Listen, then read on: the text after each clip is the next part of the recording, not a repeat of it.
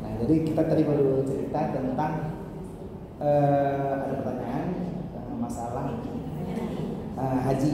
Ada seorang wanita pergi haji 2 kali, lalu suaminya tak pergi haji. Apakah wanita itu sah hajinya sementara si pria itu bapaknya tak pergi haji? Kita jelasin. Izin Pak Yusri, tadi saya nggak cerita bahwa kitab ini kitab tentang kisah Isra Mi'raj, karena ini masuk bulan Rajab, pas 11 Rajab. Saya cerita ini kan kebetulan pertanyaannya boleh bebas tentang apapun pertanyaan tentang haji. Nah, jadi si bapak ini sendiri kalau dia sudah wajib haji, dia sendiri harus sudah melakukan haji. Kapan kita wajib haji? Seseorang muslim baru disebut wajib haji bila dia punya uang sekitar 40 juta, sudah wajib. Tapi saya nggak punya uang cash, saya punya HP. HP ini S10 plus 1 terabyte, artinya harganya 22 juta. Ini dihitung, saya punya jam harga 3 juta, ini sudah 25. Saya punya kacamata, kalau punya mobil pasti dihitung, mobil, laptop, Honda itu pasti dihitung. Jadi kenapa hitungan 40 juta? Karena ONH itu sekitar 33 jutaan dan biaya makan orang yang ditinggalkannya, biaya tinggal orang tinggalkannya itu sekitar 7 jutaan atau 5 jutaan itu sudah cukup selama 40 hari. Kalau seandainya si bapak ini pergi haji, dia kan ninggalin istrinya itu 40 hari. 40 hari itu kalau kita sewa rumah 40 hari berarti sebulan lebih, kurang lebih sekitar 1 juta atau 1,5 juta sewa rumah yang standar di Suami sekitar itu. 33 tambah 1,5 juta, 24,5. Makan sejauh mana lah 40 hari itu? Kita disuruh itu cuma 40 hari. Berarti kalau kita punya uang di luar baju dan celana kita 40 juta, berarti di luar baju celana dihitung rumah, dihitung mobil, dihitung Honda, dihitung HP, dihitung laptop, dihitung jam, dihitung kacamata, dihitung cincin, dihitung gelang. Ada nggak 40 juta? Kalau ada, dia sudah wajib haji. Si bapak itu sudah wajib haji. Kalau dia nggak pergi dosa nggak? Nggak. Tapi tadi kata Ustaz wajib. Tapi nggak dosa kalau pergi. Karena wajib haji bukan seperti wajib sholat. Wajib sholat, saat azan berkumandang itu sudah sampai kewajiban kita sholat. Tapi kita nggak sholat dulu pun nggak dosa juga. Sampai kapan batas waktunya? Sampai masuk waktu sholat berikutnya atau habis waktu subuh, di waktu subuh. Karena subuh habisnya bukan waktu duhur, tapi duhur habisnya di waktu asar, asar habisnya di waktu maghrib, maghrib habisnya di waktu isya, subuh habisnya ketika terbit matahari. Jadi jangan pikir oh ini masih bisa sholat subuh belum waktu duhur, enggak. Ya habis waktu subuh saat terbit matahari. Nah, saat kita wajib haji, kita baru berdosa jika tidak mengerjakannya sampai mati. Begitu kita mati, kita nggak pergi haji berdosa. Bapak yang tadi nggak pergi haji, dia sudah wajib haji kalau sudah cukup uangnya, tapi nggak pergi haji nggak dosa sampai dia mati. Sedangkan istrinya pergi haji pertama sah dan memang wajib, walaupun dosanya dia akan memaafkan. Pergi haji kedua dia sudah berdosa karena itu pekerjaan sunnah. Tapi haji tetap sah selama cukup rukun dan syaratnya. Saya, jadi itu pertanyaan yang kita lakukan. Jadi bayangkan kita selama ini melihat kadang-kadang kita mengatakan kita cinta dengan Rasulullah, kita kepengen bersama dengan Rasulullah, kita lalu pergi ke umrah atau haji. Haji yang kedua itu sunnah, haji yang pertama wajib. Tapi yang wajib haji plus umrah pertama, karena haji itu bersama dengan umrah. Wa atimul hajja wal umrata lillah.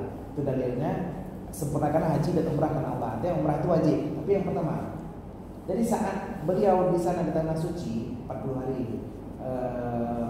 tergantung kloter, tergantung kita gelombang berapa. Kayak saya kemarin gelombang kedua, berarti kita agak sebentar di Mekahnya, baru nanti kembali lagi ke situ. Jadi kita sempat umrah sunat. Umrah sunat tidak sunat.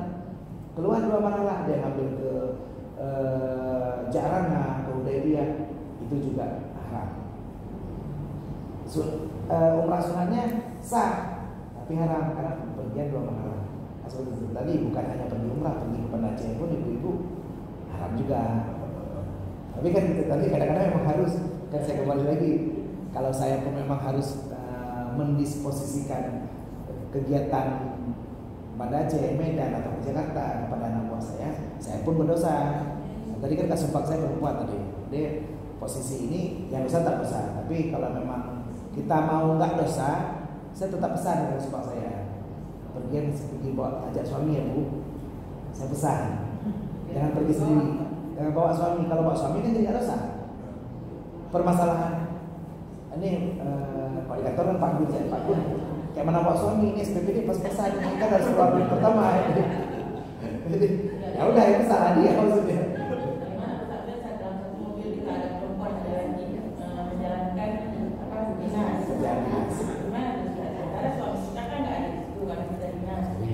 Iya. Pekerjaan.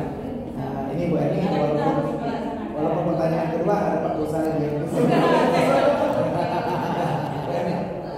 Bagaimana kita pergi perjalanan dinas dengan ada laki-laki dan perempuan? Di situ terjadi ikhtilat, artinya percampuran antara laki-laki dan wanita. Kalau kita berdua itu bukan lagi ikhtilat tapi khalwat. Kalau rame cuma ikhtilat, artinya bercampur. Hari ini pun kita di sini ikhtilat juga. Tapi saat kita bercampur antara laki-laki dan perempuan di kantor, di mobil, dimanapun, tugas kita adalah menjaga tidak ada yang namanya zina. Kalau zina asli di mobil itu agak sempit, panas, pengap, harus kombinasi bisa meninggal lagi di mobil. Tapi zina-zina kecil artinya persentuhan, pelukan, pegangan, ciuman, segala macam mungkin di mobil dan ini kita tadi. Jadi kalau duduk pun misalkan cewek sama cewek, cowoknya bisa di depan, cewek di belakang gitu. Kalaupun terpaksa kita duduknya di deret itu ada cowok dan cewek, ya janganlah pas lagi di pura-pura tidur. Cari kesempatan bersandar di bahumu ya jangan. Ya kok bersandarnya entah lagi ngiler aja di bahumu. Jadi maksudnya itu dijaga aja. Artinya ikhtilat ini jangan, ikhtilatnya dibolehkan kalau selama di situ ada manfaat, artinya memang pergi untuk perjalanan dinas. Kalau misalnya diberangkatkan oleh Pak istri, ibu berangkat ke Gunung Buku, meliput. Gunung Buku masih bukan karena Nusa Makassar, artinya perjalanannya nggak besar. Dan saat perjalanan di Nusa, ibu pergi cowok cewek, ada cowok ada ceweknya, yang dijaga di mobil itu aja, artinya jangan campur. Kita dalam satu ruangan di kantor, di ruang kasih penyiaran, di situ ada cowok ada cewek. Bahkan saya pun pernah berdua sama PRD di ruangan itu ya Bu. Ya bicarain honor apa. Jadi waktu kita bersama dengan staf, artinya cowok dan cewek dalam satu ruangan, memang itu halwat. Tapi yang perlu kita jaga agar jangan ada fitnah situ. Karena la yukhluwanna rajulun bi imra'atin illa wa thalithuha syaitan. Tidaklah berduaan laki-laki dan perempuan kecuali yang ketiganya setan. Jadi kadang-kadang ada cowok gitu, cowok sama cewek selingkuh di kantor. Lalu ada yang ngintip atau ada yang ketahuan, kalian ngapain nih kamar berdua? Setan kau, karena ketika setan, kami lagi berduaan kok kesini kamu. Jadi posisinya ibu tinggal kontrol saja. Kalaupun bersama-sama dalam satu kendaraan, nggak apa-apa, tapi jangan sampai saya menengah ke sini untuk bapak. Ini enak Pak Dukanya, saya sudah lagi sih. Jadi saat ya kurang lebih gitu. Jadi Pak istrinya nggak salah menugaskan ibu untuk berangkat dalam satu mobil antara cowok dan cewek selama kita menjaga. Jadi kalau kita enak menjaga, ya kayak orang desak-desakan ikut tes PNS, cowok cewek juga. Tapi kan kita perlu untuk lamar kerja. Permasalahannya jangan ambil kesempatan di situ, jangan dorong, padahal nggak ada yang dorong di belakang gitu. Dia dorong. Posisi begitu. Di tawaf nggak gitu. Nah, saya sudah cerita itu tawaf. Di tawaf, saat kita tawaf di Baitullah itu Solehan Sambu Ainon. Jadi kita tawaf di Baitullah itu, yang lucunya nafsu seks seseorang, libido seseorang itu jauh lebih meningkat di sana. Kenapa? Karena Allah melarang ini dalam Al-Quran, katakan wala rafata wala fusuka wala jidala fil hajj. Janganlah kamu melakukan rafat, fusuk dan jidal. Yang pertama rafat. Rafat itu artinya perbuatan pelecehan seksual. Janganlah kamu melakukan pelecehan seksual di haji. fusuk, perbuatan keji, ambil barang orang, ambil saat dibagikan nasi, wahid halal, kita ambil dua, halal wahid yang halal, itu fusuk. Satu lagi jidal, bertengkar. Kenapa ini dilarang oleh Allah? Karena ini yang potensi terjadi di haji, di umrah, ini yang potensi terjadi. Kita di sini biasa-biasa aja nengok cewek, pas di sana entah apa, jadi cepat terangsang, cepat ereksi, malah apalagi posisi kita tahu itu yang cowok cuma pakai pakai anduk, sama kayak kita baru keluar kamar mandi pakai anduk, nggak pakai kolor. Cewek di depan kita itu aja keluar kamar mandi bisa cepat terangsang, apalagi di situ cewek-cewek banyak kali cantik kali, kayak artis-artis Bollywood, jadi artis Hollywood, artis Bollywood semua ada di situ. Jadi kalau kita lihat, makanya cepat potensi untuk itu. Dan mohon maaf, saya sering lihat karena dalam perjalanan ke tanah suci itu yang kayak Pak Nasrullah tadi, yang pura-pura jangan tolak-tolak ataupun yang pura-pura desa-desaan tapi malah menggesek-gesekkan, malah pura-pura megang, malah pura-pura itu gimana, padahal pas ada cewek di belakangnya gitu supaya kena sedikit gitu. Jadi sengaja nyentuhin gitu soalnya biar kena yang kenyal-kenyal atau gimana. Nah posisi ini yang menjadi rafas saat kita di tanah suci, tapi ini terjadi.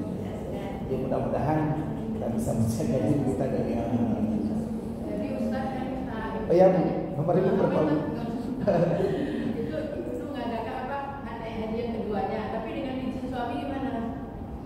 Suaminya ikhlas. Suami yang mengizinkan istrinya berbuat keburukan disebut suami dayus Bu. Saya mengizinkan istri saya untuk tidur dengan pria lain. Saya mengizinkan, dayus namanya Bu. Saya mengizinkan, walaupun kelima kali, walaupun iya, walaupun kedua kali izin, karena dia kan izin suami. Diizinkan kan berbuat haji itu kebaikan. Kita pergi kepada Aceh, saya sudah minta izin suami saya, dikasih izin. Pergi dosa nggak? Dosa. Suami saya kasih izin, kakek-kakeknya juga kasih izin semua. Siapapun kasih izin boleh. Siapapun kasih izin, ya dosa tak dosa. Jadi masalah dia pergi haji kan kebaikan, tapi permasalahan ada hukum dilanggar.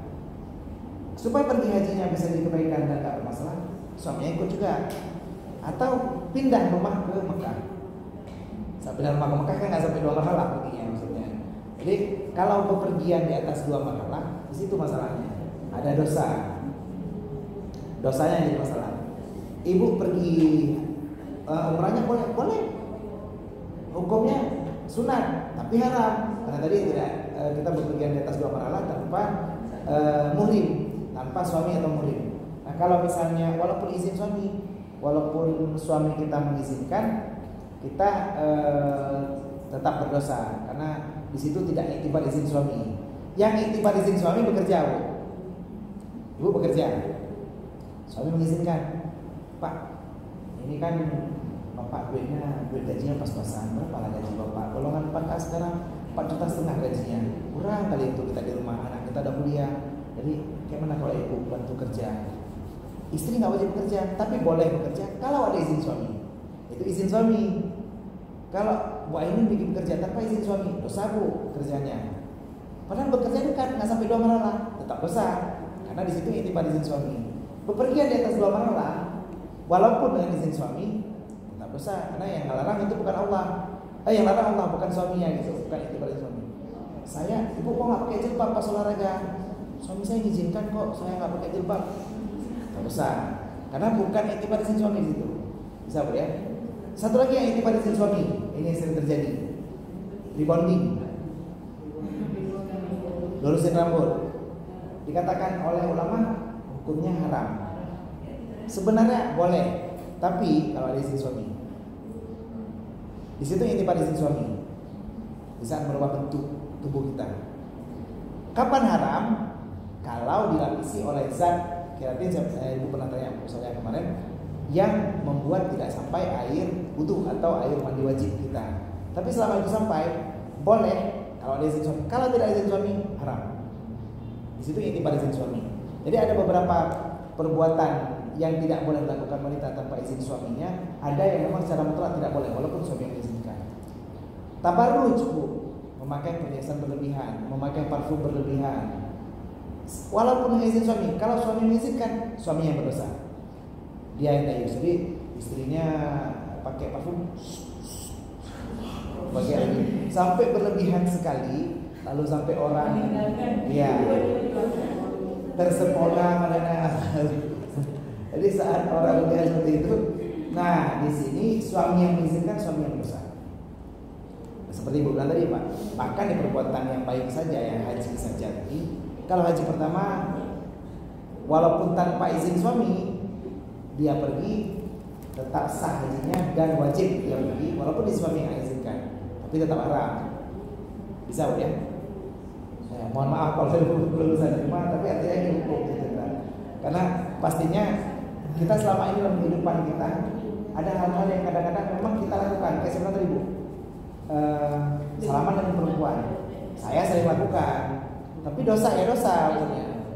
Bahkan kayak saya bilang tadi, pergi di atas 2 marhalah tadi, saya pun ngasih izin ke orang lain, saya pun dosa.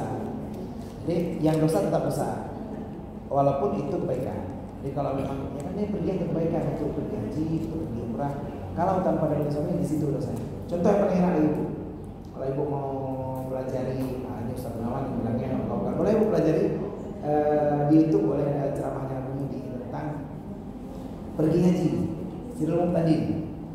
Mohon maaf saya sebut, ini video saya nanti tayang di YouTube juga. Tapi ada pengajian Sirul Muqtadin kemarin yang saya juga Pak Muqtadin Sirul Muqtadin dilarang sama Bumudi kalau di atas 2 marhalah perempuannya tidak dapat murid. Jadi misal contoh pengajian kemarin yang tadi heboh itu di sini pergi pengajian Bu, pengajian zikirnya bagus.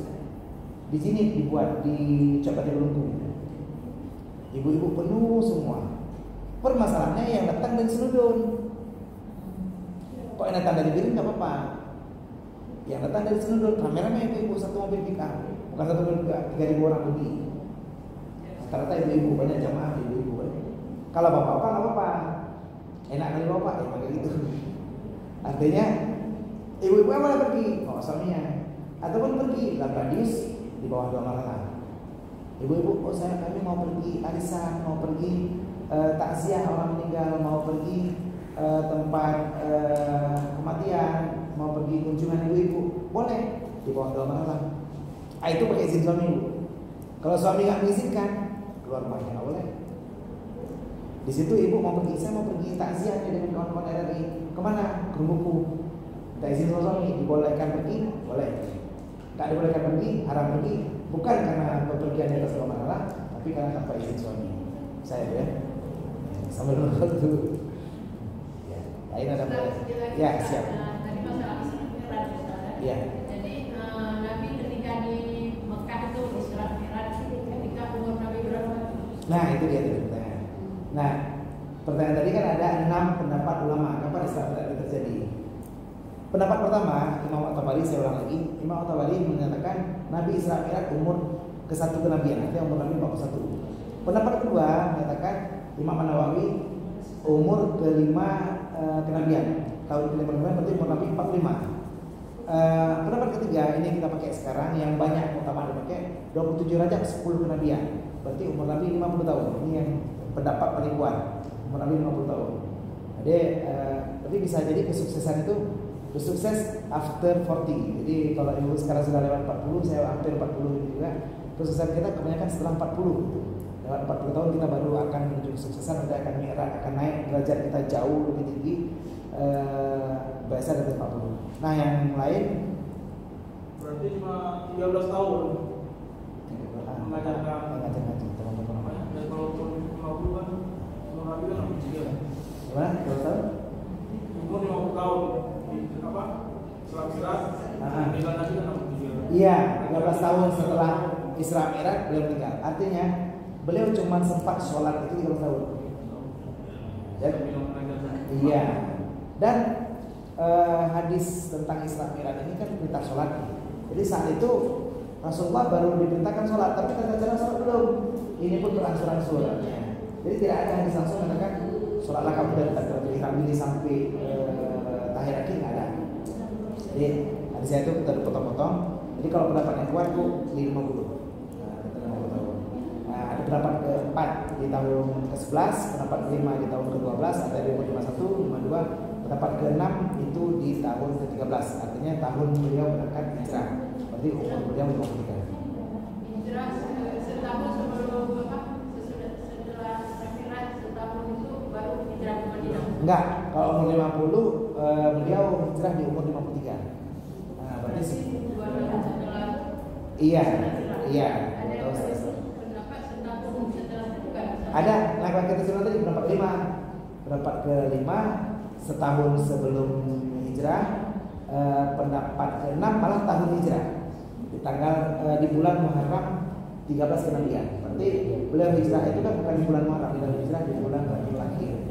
Jadi beliau hijrah di bulan Rabiul Akhir di tahun ke-13. Jadi tahun 13 itu Muharramnya beliau. Bulannya aja beda. Bulannya beda itu berapa bulan? Iya, 2 bulan sebelum hijrah. Nah, jadi di saat orang mengatakan bahwa Isra Mi'raj ini isapan jempol, berita bohong, di sini logika masuk. Kenapa? Kalau Rasulullah mau buat berita bohong, beliau sungguh akan mengarang berita Isra Mi'raj ini di Madinah. Karena di saat Madinah beliau menjadi khalifah, menjadi raja beliau di sana. Di sana kan orang mengenal beliau ada muhajirin dan ansar. Jadi kalau beliau mau mengarang berita bohong, pasti pilih di sana dong. Di Mekah beliau kan diserang, dihujat. Kalau memang mau ngarang, kan bagus di sana. Jadi saat kita di sini kita malah diserang. Makanya di saat saya bilang tadi banyak pendapat yang mengatakan bahwa Isra Mi'raj ini isapan jempol atau bohongan karena orang tidak percaya dengan yang namanya mukjizat. Mukjizat itu adalah sesuatu yang ijaz, artinya melemahkan argumen daripada orang kafir. Nah, kenapa? Ini adalah sesuatu yang tidak masuk akal saat itu. Kan nggak mungkin ada orang yang bisa pergi ke Masjidil Aqsa lalu naik ke langit satu malam. Nah, sekarang kita akan coba buat satu simulasi lagi. Saya butuh pria, boleh? Boleh bangun panas, boleh? Nah, saya butuh simulasi, artinya mau membuat sesuatu yang kalau kita lihat, halo, ya, nggak SMS dia pengajian, tolong SMS. Nah, kita buat sesuatu yang seakan-akan tidak masuk di akal kita, tapi ini bisa terjadi. Bisa berdiri panas. Rekam kawan-kawan yang lain kalau panas berdiri. Nah, boleh? Satu di. Nah, rekam boleh. Simulasi. Nggak pakai HP dulu. Atau pakai HP saya aja. Nanti share ya. Share dulu. Di sini ya. Di sini ya. Iya, di sini biar nampak. Oke. Tangannya boleh lurus. Ya, ini tali. Kalau ada tali, boleh pegang talinya. Tali biasa pegang. Nah, tali apa namanya? Tali kur ya. Nggak ada apinya, itu bukan kur up ya, kur aja. Nah, gini ya, menunjuk ke ya orang yang ya. Nah, di posisi ini tali, apa bukan itu. Saya pegang ibu. Di posisi ini tali dia seharusnya logikanya dia nggak bisa menembus tangan saat dia diikat seperti ini. Tangan kan benda yang padat, benda yang solid. Benda yang solid. Seharusnya tali ini nggak mungkin bisa menembus tangan ini, ya kan? Tapi pada posisi kita gerakan cepat, kita bisa lakukan. Bukan sihir, bukan sihir. Saya mau jelaskan ini adalah sesuatu yang seakan-akan ada, seakan-akan di luar ada, tapi bisa terjadi di kehidupan kita sehari-hari. Dan ini yang saya ceritakan tadi bahwa pada saat Rasulullah Isra dan Mi'raj itu sebagai orang masa tidak percaya bu, karena kok mungkin orang bisa naik ke langit dan pergi ke masyarakat saja itu apa ya? Nah seperti ini mungkin masih kecil. Boleh Pak, tolong tangannya dipegang aja ini, ya dipegang dengan tangan kiri. Nah, tadi kan Bu masih kecil ya, direkam dari sebelah sini kok. Jadi, nampak? Kalau mau lihat dari sini, dia posisinya. Jadi ini, karena di tali biasa, ya tali udah dipegangnya, tali biasa. Nah di tali ini posisinya, itu tadi kan tangannya ujungnya terbuka ya. Kalau ini kan nggak mungkin lepas. Dari sini nggak bisa, dari sini nggak bisa, dari mana-mana nggak akan bisa terlepas karena posisi tangan beliau ini terkunci dengan tangannya. Tapi kalau kita buat seperti ini,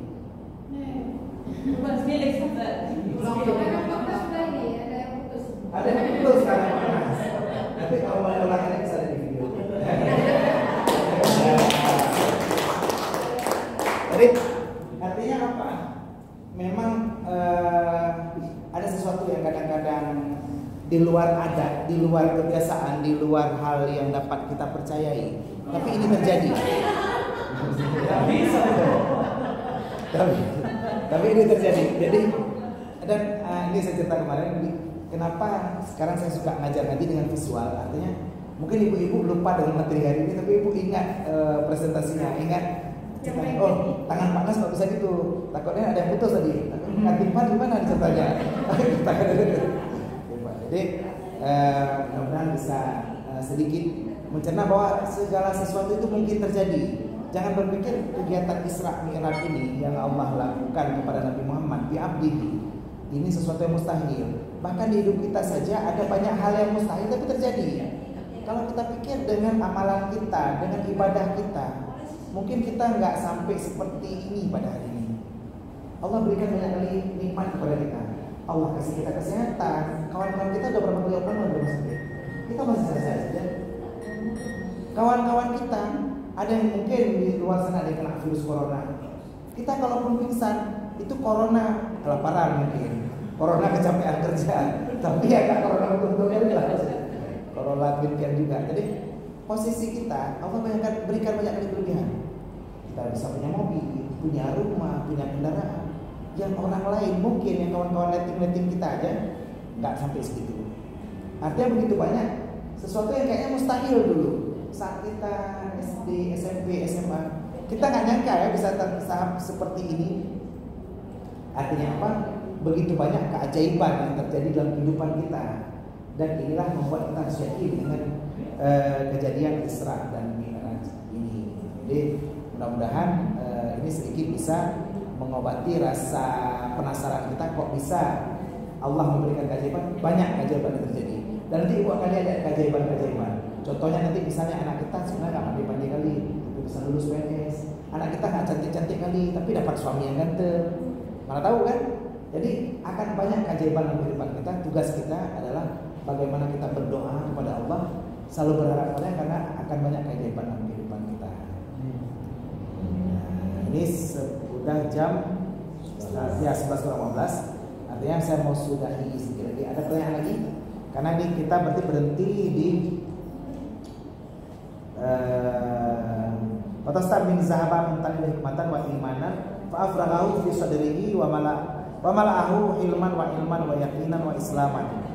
Jadi Jibril mengisi dengan bejana yang berisikan bejana dari emas, air zam-zam, dan di situ diisikan dengan hikmah dan iman. Maka dituangkan, afragha itu dituangkan sampai habis dalam dadanya, wa mala'ahu, dan dipenuhi dengan hilman, dengan rasa lemah lembut, ilman, ilmu, keyakinan, wa islaman, dan keislaman.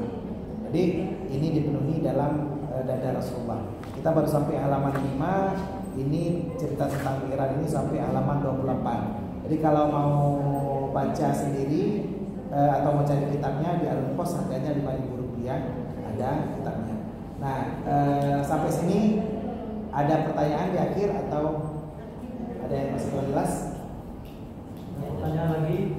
Nah, sebelum kita tutup, karena saya janjikan ditutup tadi ada saya mau demonstrasi ini cerita tentang Habib itu, Habib yang digosipkan di Mekah itu bahwa beliau ada lagi? Kalau nggak ada saya main permainan terakhir. Nggak ada beliau lagi ya? Soal apa sebenarnya? Enggak, ini sebuah demonstrasi. Saya minta tolong ibu-ibu karena bapak dapat semuanya. Ibu-ibu satu orang? Satu orang sama saja? Ah, boleh ya. Sambil ambil lipstiknya tadi, saya punya lipstik dia tadi.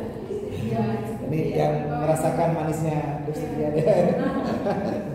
Tapi ada video nanti di Albara. Nah, ini ada amplop. Minta tolong, enggak, dibuka dulu, dijejerkan di sini.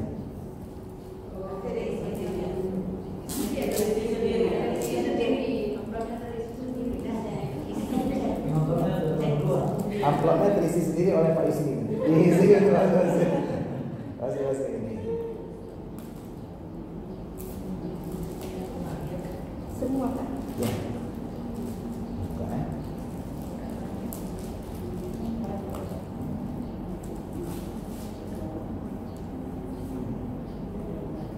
Ambil.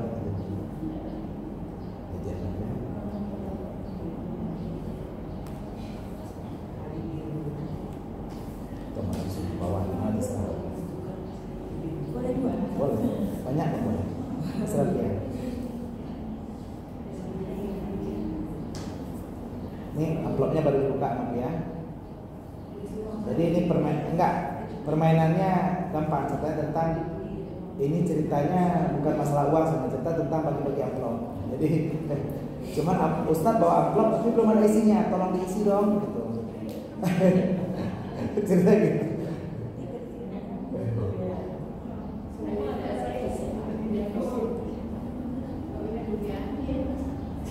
Oke, nah, ya, angkat dulu. Ya, di sini ada buat 2 baris, 1, 2, baris 1, 2. Biar tunjuk 1 baris. Baris, oke. Ini baris ini, ya kita eliminasi ya. Boleh ibu, boleh biar dulu. Nah, biar lebih sedikit. Maksudnya amplopnya biar lebih sedikit. Karena kan banyak sekali. Juga susah kita main. Ada ibu-ibu satu orang lagi bisa bantu? Ibu maju lagi. Maju lagi. Ini kan udah capek banyak kali yang disuruh. Nanti dia berapa nomor HP nya? 98 53 73 50 23 12 ya. Ya, biar dapat pulsa lagi nanti. Satu orang dulu. Maju.